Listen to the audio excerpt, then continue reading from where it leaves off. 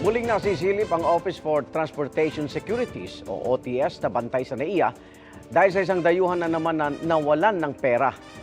Isa sa pinag-iinalaan ay tauhan ng OTS na sa pool sa CCTV na may isinubo. Saksi si John Consulta. Contractual employee ng Office for Transportation Security o OTS ang babaeng nasa CCTV footage nito sa NAIA Terminal 1 noong gabi ng September 8. Kitang may isinubo siyang tila papel at uminom kalaunan. May punto pang tila dinudot-dot o sinusok-sok pa niya paloob ng bibig ang papel. Sa aming policy po, dun sa checkpoint, bawal po ang kumain dun sa area. Pero higit pa sa pagkain sa trabaho, ang video ay sentro ng investigasyon ng OTS sa sumbong nung araw na yun na may pasaherong nawala ng $300. Nag-conduct ng usual inspection and then later on yung pong ating pasahero ay bumalik po dun sa ating security screening checkpoint to raise his complaint nga po na nawawalan nga po daw siya ng pera. Kinapkapan noon ang mga naka-duty pero wala silang nakitang dolyar. Palaisipan kung saan napunta ang pera. Hanggang napansin ang kuha sa 28-year-old na empleyadong ito sa pagbusisi sa mga CCTV footage. Kung makikita po dun sa CCTV, isang beses lang po yung one time lang po niya isinubo yung object. Opo. Isang paspasan lang na gano'n. Opo. Meron po bang katabi po siyang OTS personnel nung ginagawa po niyo itong pagsubo na ito? Base po dun sa CCTV, meron din pong personnel dun sa kanyang tabi. Inaalam ngayon kung yung nilunok ng empleyado ay ang perang nawala ng pasahero. Pero itinanggi na raw ng tauhan ang paratang at hindi lang siya ang sinisiyasan. Right now po, inimbestigahan po natin yung subject personnel na involved at yung supervisor niya. At meron pa pong isang personnel na involved dun sa incident po. So bali tatlo po yung under investigation po ng OTS. Isinailalim na sa preventive suspension ang tatlo, kaya walang oportunidad ang GMA Integrated News na makunan sila ng reaksyon. Inaasahang matatapos ang investigasyon sa loob ng ilang linggo at maglalabas din ng rekomendasyon sa insidente ang OTS. We are actually coordinating with the PNP ABSI group po para sa filing ng criminal case. We encourage po yung complainant kung ipopursue niya po yung kanyang complaint, then we will assist him.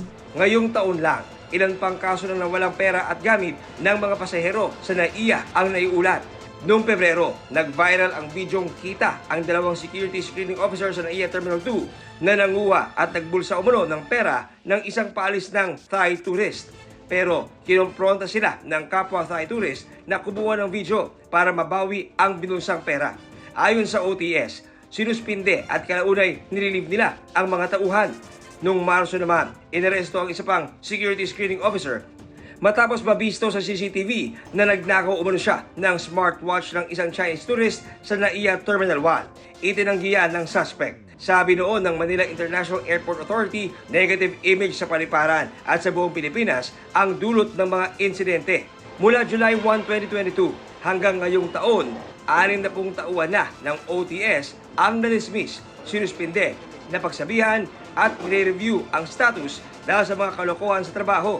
Binalasa rin daw ang mga tauhan.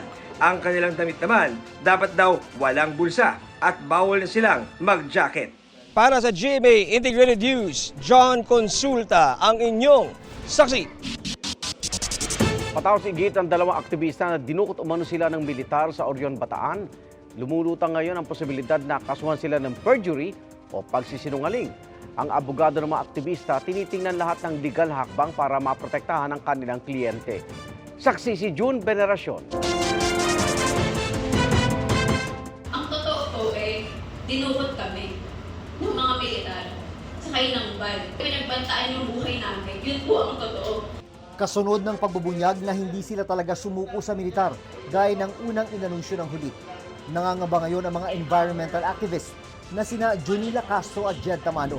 Sabi ng kanilang abogado, kasama na nila ngayon ang kanilang pamilya. The Free Legal Assistance Group is contemplating all available remedies to our clients to protect their interests. All legal remedies are available and are being considered by our clients. Hindi pa masabi ngayon kung ano ang kaso ang isasampa ng dalawa at kung laban kanino. Giit ng grupong karapatan, dapat may managot at dapat buwagin na ang National Task Force to End Local Communist Armed Conflict o NTF-ELCAC na nag-organisa ng press conference.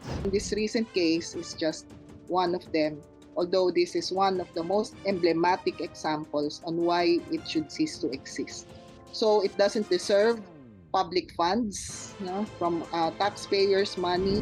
Pero sabi ng Philippine Army, walang sibakan sa ngayon sa mga tauhan nilang humawak sa dalawang aktivista. Hindi mo natin bigla na nang i-delete because of that situation. Yung nakikita natin na parang ipinain na mag-surrender pero babalik na rin later on. Pinag-aaralang kasuhan ng perjury ang dalawa ayon sa Defense Secretary. Hindi ito pwede coerced, no?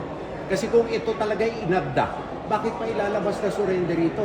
Kung inabdak ito, di tatamnan na ng kasong masama ito. Hindi ba? Hindi ka nag-a-abduct, tapos ipasusurrender mo sa harap ng maraming tao na magpapabaliktad ka lang. Hindi naman tanga ang armed forces eh.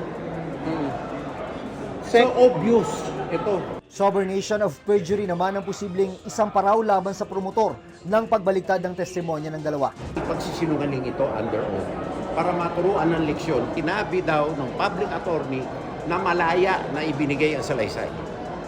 At saka para dito, ba't magsisinungaling ang maraming tao? Ayon sa Public Attorney's Office Chief, may video sila ng paggawa ng affidavit ng dalawa sa harap ng isang PAO lawyer na magpapatunay raw na walang tinakot at kusang loob ang ginawang salaysay. Pwede pa nga silang makasuhan ng perjury at makulong. Dahil niloloko nila yung PAO. Tinakot na ay nandun na si PAO. Pwede lang bulungan yung PAO. At hindi kami nangsinti ng mali. Pero sabi ng abogado ng dalawang aktivista sa militar, They should come clean. They should investigate their own ranks. para sa GMA Integrated News, June Veneracion ang inyong saksi. Hinahanap ang isang lalaki sa Norala, South Cotabato na posibleng natabunan sa landslide. Bukod sa lalaki, hininalang natabunan din ang kanyang kabayo at nasa 100 sako ng uling. Gumuho ang malaking bitak ng lupa sa gilid ng burol sa barangay Tinago sa kasagsagan ng matinding ulan doon. 51 pamilya naman ang inilikas at tumutuloy sa gym ng barangay. Binahari ng ilang bahagi ng Cotabato Province.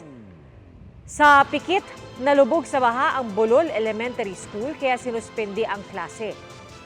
At sa Libungan naman, hindi nadaanan ang isang highway nang umapaw ang isang sapa. Maraming motorista at residente ang stranded at ilang bahay rin ang pinasok ng baha at putik. Naalis na ang isa sa mga balakid para sa pamamahagi ng fuel subsidy sa mga pampublikong sasakyan. Kasunod ito ng pag-aproba ng COMELEC sa exemption nito sa government spending ban para sa barangay SK elections. Sa ilalim kasi ng spending ban, hindi pwedeng mamigay ng ayuda ang gobyerno mula September 15 hanggang October 30 bilang pag-iingat kontra vote buying.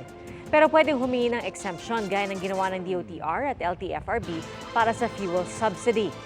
Ang naturang exemption ang hinihintay ng Land Bank para ipamahagi ang fuel subsidy sa mga beneficiary. Panahon na ba para payagan ang diborsyo sa Pilipinas? Lusot na sa komite ng Senadong panukala para riyan. At saksi si Jamie Santos. 16 na taong nagsama sina Elsa at kanyang kabiyak. Pero kahit ibinigay niya ang lahat, hindi pa rin daw ito naging tapat kaya nauwi sa hiwalayan ang kanilang relasyon. Stress na po ako eh. Ayoko na po yung ganun. Gusto ko na nga yung maging tahimik na ako, malaya na ako. Masalimuot din ang kinahantungan ng 10 taong relasyon ni Diego sa kanyang misis. May problema lang po. Hindi po nagkasundo. Isa po yun. Kaya okay raw sa kanila ang pag-usad ng panukalang diborsyo sa bansa. Pabor din dito ang nakausap naming mag-asawa na taong 1969 pa nagsasama. Bawat isa sa kanila, kung talagang wala na yung pagmamahal, di mag-decide na sila na maghiwalay na. Kung sino yung magloloko, at least kahit paano, may laban pa rin sa isa't isa. Lusot na sa Senate panel ang consolidated bill na nagpapalawak sa mga basehan para mapawalang bisa ang kasal at magpatupad ng divorce sa bansa. Nakasaad sa Senate Bill 2443 na sa kabila ng pagkilala sa pagkakaroon ng pamilya, dapat ding maprotektahan ang dignidad ng bawat tao, matiyak ang respeto sa karapatang pantao at mapangalagaan ang interes ng mga bata. Sa relasyong pinasok ng dalawang taong nagmamahalan at nangako ng walang hanggan, ano nga ba ang basihan para ito'y tuldukan at sukuan? Base sa panukala, kabilang sa basehan para sa absolute divorce ay kung 5 taon nang hindi nagsasama ang mag-asawa, pati kung nagkaroon ng pisikal na pang-aabuso at kung may naganap na panggagahasa bago o matapos ikasal. May kaparehong panukala rin ukol sa diborsyo ang naipasa na ng Kamara noong Pebrero. Wala pang pahayag ang CBCP kaugnay ng pag-usad ng panukala. Kapag pinagbuklod daw ng Panginoon, walang iwanan hanggang kamatayan. Pero kapag may nanakit at nasaktan, dapat na raw bitawan. Dahil sa anumang relasyon, dapat pareho kayong buo at walang naaagrabyado. Para sa GMA Integrated News, Jamie Santos ang inyong saksi.